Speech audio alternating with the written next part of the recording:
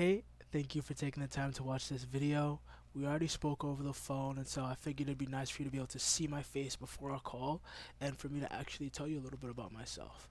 And so, first things first, formalities. My name is Moses Dauphin. I am the owner and CEO of Society 6 Web Development. And so, one of the most important things you could possibly know about me before I get into my whole backstory is, I used to have an afro.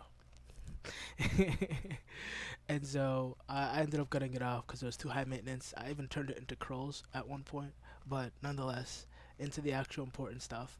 And so when I was younger, let me move my big head. I actually come from a low income household, and so when I was younger, I had to start working from a very young age. Well, not very. I'd say like 13 is when I had my first job. Wasn't anything like insane, just newspaper route. But nonetheless, when I turned about 15, 16, I was able to get my first job working at a supply chain warehouse for Manitoulin transport. And so I was working there for a few years. I had a lot of odd jobs on the side here and there. I worked in security. I worked at the CN Tower. I was the guy that when you're at the mall, you're hugging the wall to avoid because he's about to approach you with a card to try and sell you something. I did door-to-door charity, door-to-door sales. I've been all over the place, but most of my experience came from supply chain. It came from working in factories and warehouses. That's where most of my work experience comes from in regards to working the 9 to 5. Now, 2 years ago, I did have a pretty severe injury in which it rendered me unable to use both of my hands. And so I had a fall, a pretty bad fall, nothing fractured, nothing sprained. But after that fall, there was a lot of swelling in my wrist, and it was difficult to do my warehouse labor tasks. I was working at a metal manufacturing company at the time called Agora Manufacturing, and that injury occurred. I was pretty much out for the count, couldn't continue working. And what ended up happening as I was going to physiotherapy was my other hand started hurting. And so for whatever reason, I was feeling the exact same pain in both hands, and I couldn't grip items, couldn't write, couldn't hold my phone, couldn't play video games, couldn't hold my camera. I was really into photography. I still am, of course, but the injury was severe. But how come I fell on one hand and I fell to the other? And my physiotherapist at the time told me that my symptoms seemed to be in line with carpal tunnel syndrome. And it turns out that all these years working in all these different warehouses and factories had actually caught up to me at a very young age as well. So not a good sign. And so I made a promise to myself, because after 4 months of being injured, it was only getting worse and I wasn't getting better. So I made a promise to myself that if I was to recover and this wasn't something that I'd have to just deal with for the rest of my life, I would do everything that I can to work in an industry and do something that I actually care about, that I'm passionate about. And at the time, it was photography was something I wanted to make a career out of. And this is the just a little video of the injury here. But it wasn't really something that you could see. It was mostly something that I felt in my hand. I never ended up getting officially diagnosed with carpal tunnel because we know how the healthcare system works over here in Canada. You have something that a special doctor needs to look at. They put you on a wait list and then they never call you. And if they do call you, your schedule's hectic to the point where it's like, well, you can't really book it in the time that they offer to you. But anyways, I digress. I recovered, of course, and I decided to focus on my photography, but it's not that easy. You can't just be like, I want to do this and then do it. And so as I was building my portfolio and I was getting my photography thing going, I had to do some odd jobs on the side. And so I was financing my little e-bike here, got my Uber Eats bag, and I was downtown doing Uber Eats. I was even doing a little odd jobs, cleaning people's gaming consoles, getting all the dust out of that, doing that for like a solid few bucks. But primarily, I was focused on my photography. And so this is just some of my work here. And I was just building my portfolio, working with people, working with cars. I actually wanted to get into real estate, so I did do real estate photos. I didn't put them on here. I was having a hard time finding them, but nonetheless, you see my photography work. And so this is everything. I have like way more work, of course, but this is sort of the stuff I figured I'd just highlight in this video. And so something finally stuck, and I actually got an amazing opportunity with a company based in the States called Threshold 360, where I was doing virtual tours for some of the biggest hotel names in the GTA. And so these are just a few of the locations that I was doing virtual tours for. Now, I didn't do these photos, of course. These were the photos that they had on their own. But I did the virtual tours, kind of like when you go on Google Maps and you can see the street. They have all virtual tours linked to their businesses now. When you look them up, you go to their Google business page and they have the virtual tour on the inside of the building. I was the one who did those, and this is just 3 out of like over 30 locations that I've done. I've even done Ripley's Aquarium as a virtual tour as well.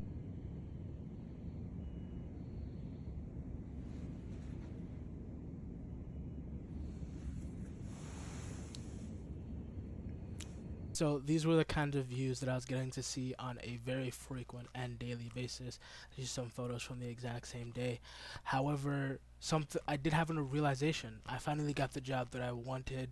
However, it wasn't the money that I wanted. I realized I had the photography job, I was doing the virtual tours, but I wanted something a little bit different. I wanted the freedom as well. The thing about photography is the jobs, the pay, the money is where the clients are.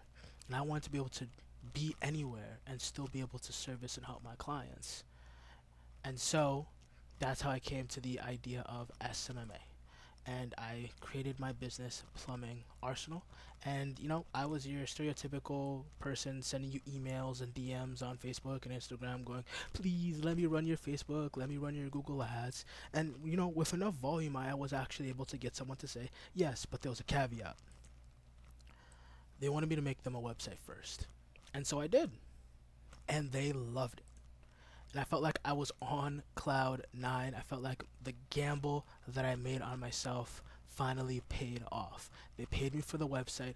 They loved the website. And they were more than excited and eager to work with me to have me run Google ads for them. I was on top of the world, because if I could get one person to say yes and to pay me, then that meant I could get multiple people to do it. So called up my friends. I got my first client. Things are going to work out. The investment I made in myself, the time that I put into doing this is finally going to work. Got my favorite bottle of wine, brought them over. We had a little mini party, made some food, had a little cookout. Everything was good. It was only 3 of us. But nonetheless, it was my closest friends, and I felt good. And I could see the horizon. I could see the potential going from there. Within the first 2 weeks, I got my client at the time 2 calls that turned into 2 jobs worth $750 altogether. The ads were profitable and things were looking good until they weren't. Week 3 hit, no call, no job. Week 4 hit, no call, no job. Week 5, week 6, and then we're 2 months in. I got him 2 jobs worth $750 and nothing else. And we had already spent well over the amount of money that I made him from those 2 jobs. I sucked. And obviously I lost him as a client, and I kind of felt a different kind of down in the dumps. I wasn't really sure what it was I'm supposed to do at this point. I finally got the client, but the most important part when you get the client is being able to deliver the results that you claim you can get for them. And I was less sad about the fact that I lost him. I was less sad per se that I didn't get him results. It was the fact that he trusted me with his money, and I failed. I sucked, and he lost something. He invested in me, and the gamble didn't pay off. And so, I went back to the drawing board, and that's when I came up with Society 6 Web Development. I reached out to businesses because I thought about it, and I was like, what did he love from that experience? He loved the website. I can make a good website. And so I learned how to be better at making websites. I learned how to make better designs, better structures that can accomplish goals, get calls, get form fills. I learned how to do SEO, Google Business Optimizations. I started learning how to do all of these different things piece by piece, and then I'd offer my services for free so I could get testimonials from people who enjoyed my work, who had that amazing experience, that I actually was able to give them what it was that I claimed I could deliver on. And then that's how we ended up where we are now, where we spoke, and I told you, you don't have to pay me anything. I work with you, and I just get 10% of gross profit from jobs you close from my help. There's no contract, so you can leave at any time. And I already mentioned the grant over the phone with you, because that'll give us the funds that we need to be able to set everything up. But at the end of the day, you'll have spent $0 out of pocket, and the only money that you give to us is after we get you results. And this way, if I suck, you lose nothing. If I deliver, we grow together. And so thank you for taking the time to watch this video. I figured I'd share a little bit about my backstory, have you get to know me just a little bit better, and I look forward to our call. Keep an eye on your inbox. There is another video that I'm going to be sending to you, which is going to go into deep detail about what it is that I'm going to be doing for you, as well as what to expect on our call when we speak with each other. Thank you very much. Bye.